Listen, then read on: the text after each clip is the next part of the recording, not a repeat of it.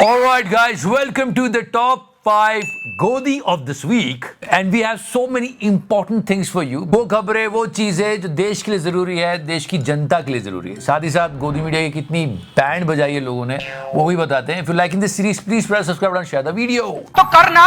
We're gonna talk about our Prime Minister's speech in the Parliament, but before that, let's talk about Republic. If you remember, last time I showed you this video. भाई को धक्के उक्के मार रहे थे, चल निकल. इतना छोटा पहले कभी नहीं हुआ. एक और वीडियो आया है, वो भी मैं आपको दिखाता हूं. पर रिपब्लिक टीवी गाइस इतने बायस्ड हैं कि हद हो जाती है कभी कभी. और किसी भी खबर में अगर वो कम्युनल एंगल ना ढूंढे तो उनको रात को खाना हजम नहीं होता, नींद नहीं आती. I am sorry Babu.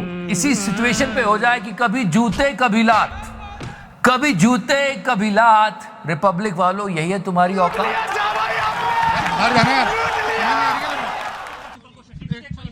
Yeah, that was the second time. Please up. Let's talk about Tihadi. As I always said, क्योंकि इनकी करतूत को पूरे देश ने देखा था और पूरे देश के साथ साथ IIT ने भी देखा है, इसलिए उन्होंने कहा भाई रहने दे. So hats off to the IIT Bombay. Some students actually protested and they cancelled the E-Summit. Tihadi? क्या रे भीख मंगिया, क्या देख रहा है? Let's talk about our Prime Minister's speech in the Parliament. See, that's the job of the journalists, that's the job of the media, that they should raise questions. Instead of raising questions, they all are praising it. गुल्लू का show देखो, मोदी की हुंकार. चुशांत उससे भी आगे, मोदी ने 370 seat जीतने से भी बड़ा दावा कर दिया. वाह चुशांत. और ये आशिक वाले, प्रधानमंत्री मोदी का कॉन्फिडेंस हाई है. अब उसमें कुछ तो था. इस गरिमापूर्ण उपस्थिति में राष्ट्रपति. Let's start from the beginning. What the great Atal ji used to say about Pandit Nehru. और जब मैं विदेश मंत्री बन गया तो एक दिन मैंने देखा कि गलियारे में टंगा हुआ नेहरू जी का फोटो का एक. मैंने कहा ये चित्र कहां गया? कोई उत्तर नहीं दिया. वो चित्र वहां फिर से लगा दिया गया.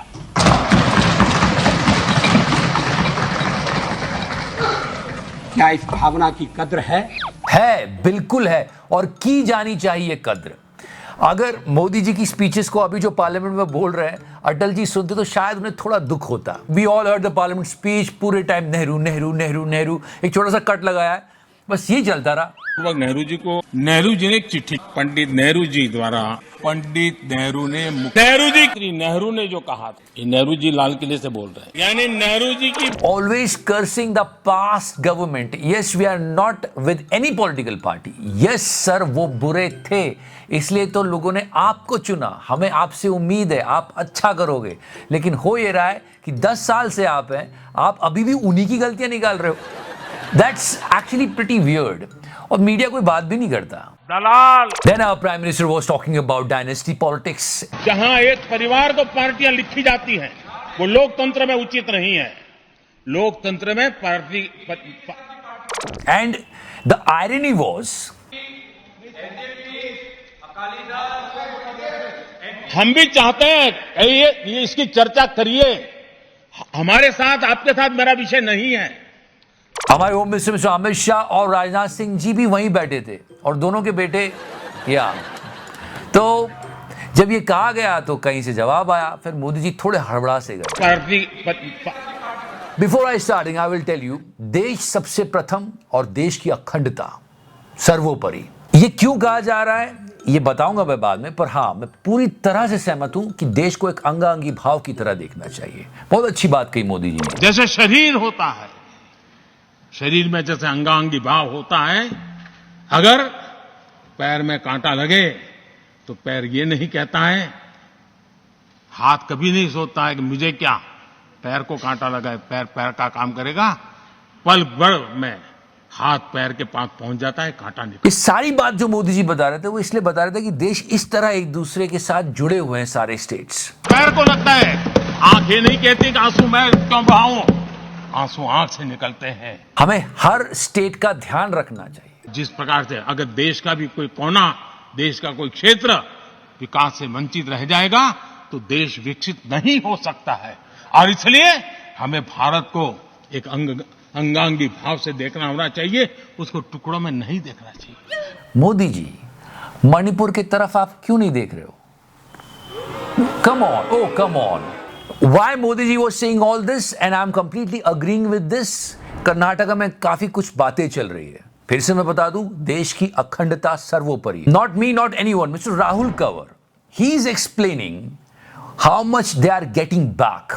In a state like Karnataka, of every rupee that is sent to the center, 15 paise comes back. Just 15 paise comes back to a state like Karnataka, which is why Karnataka is claiming to be upset. तो इस बात को सबको समझना चाहिए और बहुत अच्छे से इन्होंने एक्सप्लेन भी किया कि क्या है, ये यही बता रहे हैं। In a state like Bihar, of every rupee that they send, they get 7 rupees back. So they're sending much lesser to the center, getting much more from the center. So this is the entire thing. Mr. Rahul Kanwar saying by himself. See, media should not be that biased. I mean, media channels are actually working more than party कार्यकर्तास. इसने तो हद ही कर रखी। आप मोदी जी के die-hard fan भी हो तो भी थोड़ी बात तो बैलेंस सुनना चाहिए ना, कि इधर हो क्या रहा है, कि बात क्या चल रही, कोई आता ही नहीं है।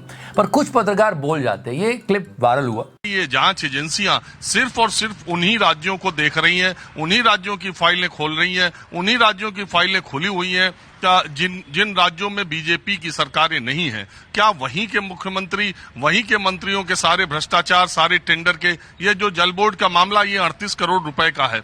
तमाम राज्य ऐसे हैं जहां 100 200 करोड़ रुपए के ठीके रोज दिए जा रहे हैं। He's Mr. Rajiv Ranjan. I'm not going to interrupt the thing. Just listen to it in one go. कि अजीत पवार के केस में एक भी संबल उनके उप मुख्यमंत्री बनने के बाद ईडी ने दिया क्या? छगन भुजबल जो 2.5 साल जेल की सलाखों के पीछे रहे थे, उनके सीबीआई और ईडी जो उनके मामलों की जांच कर रही थी, उनके एनडीए में पाला बदल लेने के बाद छगन भुजबल से कितनी बार पूछताछ और कितनी बार सम्मन दिया गया?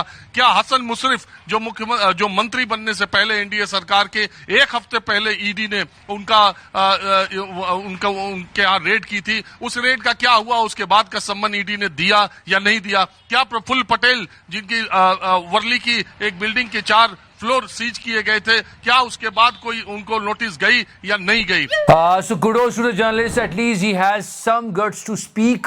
As you know what is going on in the world of Godi media. Political parties तो अपना काम करेंगी सत्ता में रहने की, लेकिन जर्नलिस्ट का धर्म क्या है? उनको तो निष्पक्ष रहना चाहिए। जितनी बार पार्टी के कार्यकर्ता उतनी बार 400 बार नहीं बोलते, उतनी बार तो जर्नलिस्ट बोल लेते हैं।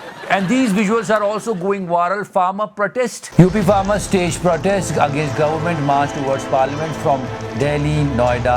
I don't know how Godi media is going to present that. Any guesses? दलाल।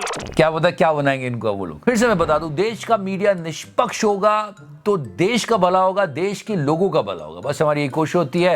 हाँ, जाने से पहले वन मोर टाइम। मैं फर्जी पत्रकार हूँ, है मेरा झूठ का कारोबार, है मेरा झूठ का कारोबार, है मेरे कांधों पर सरकार। मैं फर्जी पत्रकार हूँ तो करना